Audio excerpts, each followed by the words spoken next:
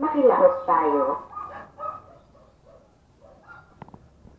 Panginoong Jesus, sa pagninilay, sa pagsulito ng pagpapako nila sa iyo sa krus, buksan mo ang aming puso, maliwanagan nawa namin tinanggap mo ang lahat ng ito para sa aming kaligtasan.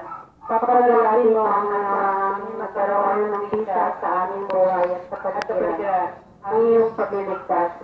Makita nawa namin sa bawat isang kasalanan, sa bawat isang nag-iikahos, sa bawat isang nalulumbay, sa bawat isang naaapi, ang layunin mo nangungunin sila sa kanilang kahabag-habag na katayuan. Ang nagkakaisang pagkilos.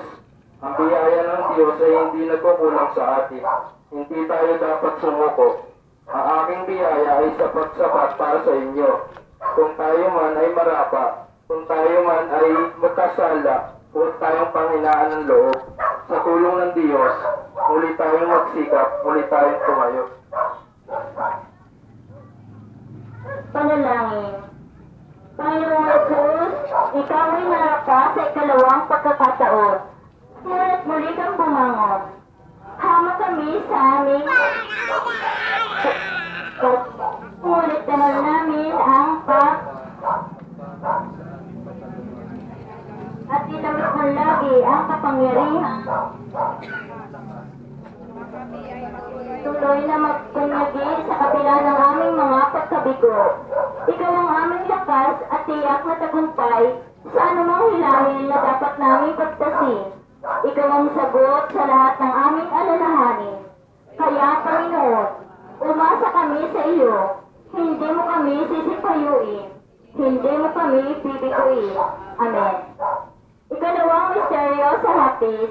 Si Jesus ay hinagpas na nakagapo sa haliging bato. Intensyon. Ialay natin ang ating pagninilay at panalangin para sa lahat ng nanghihina at nasisiraan ng loob sa kanilang pagtatakuyot ng karapatang pantao at sa mga bilanggong napiit ng walang kasalanan. Pahiran ang duwis sa karangalan ng sambayanan. Mahina kami, Panginoon, sa aming pananampalataya at nasisiyang manood na lamang sa nagaganap sa aming lipunan at takot makisangkot. Ang iyong mga awa at habag ang magtulak sa amin upang ibangon ang dangal ng sambayanang nasadlak sa hirap at dusa. Amen. Unang misteryo sa hapis. Si Jesus ay naghirap at pinawisan ng dugo sa halamanan ng Getsemani. Intensyon. Ialay natin ang ating pagninilay at panalangin sa lahat ng mga kababayang naghahanap buhay sa ibayong dagat upang sila ay laging patnubayan ng Diyos at bigyan ng magandang kalusugan. Isama rin natin ang kahilingan ng pamilya ni Binibining Pening Tenoga na tinapatan ng ika-6 na estasyon. Ama namin, sumasalangin ang mga kahilingan ng pamilya ni Ginoon Jimmy at Ginang Ina Villamor na tinapatan ng ika-5 estasyon. Namin, sumasalangit ka, sambahin ang ngalan mo. Mapasamin ang kapyan mo, sundin ang loob mo dito sa lupa para nang sa langit. Bigyan mo po kami na aming kakanin sa araw-araw, pagkakas mo kami sa mga sala, para nang papatawad na amin sa nagkakasala namin. Huwag mo kami palit sa doktor, diyan mo kami sa lahat ng masama. Aba, Ginong Maria, napupuno ka ng grasya. Ang Panginoong Diyos ay sumasayo. Pagkat kang pinagpala sa babaeng lalo na yung mga walang nakaalaala.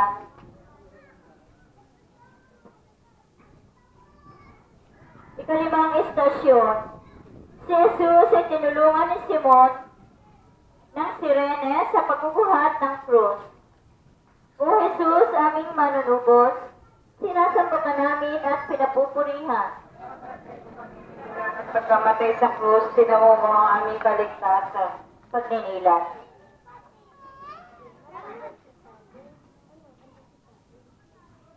Si Simon, at taga-Cyrene, taga-sunod ng Jesus.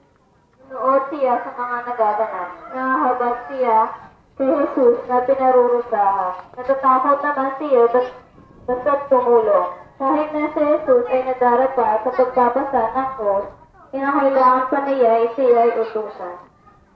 Nakalarawan kay Jesus ang mga dukha at kaawa-awa sa lahat sa kabuhayan, pinagkaitan pa ng katarungan. Mahina na at pinagpapasan pa ng lalo't magbigat na dalahin. Malabo na ang pananaw, binubulot pa ng kamalian at kasinungalingan. Wala ng tinig, kinukulong pa, hindi na mahalaban, pinapatay pa. Ikaw ba ay magsasawalang kibo at manonood na lamang, samantalang nagaganap ang pang-aapi, paniniid at pagsasamantala sa iyong kapwa? Ikaw ba ay kakain na lamang ng kakain na hindi mo lilimusin ang duka at mararita? Mga biktima ng kalamidad na digmaan ng tao at kalikasan. Panalangin. Panginoon, ako'y bang tulot ng manunood. Pagkalooban mo ako ng tapang at lakas ng loob na kumilos at makisangkot sa ikalangalaya sa pagdarahot ng aking kapwa.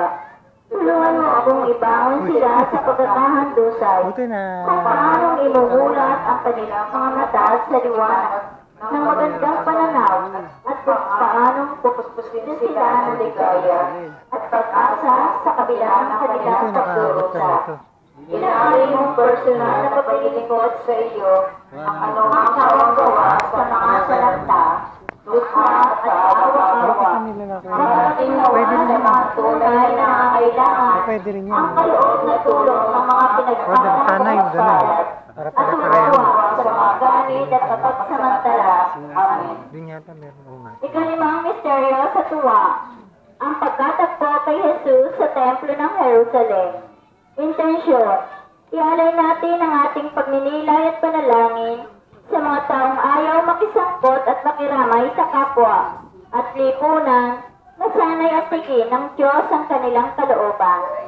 Isama rin natin Pagtugon, kaya naman marapat sa kanya ang taguring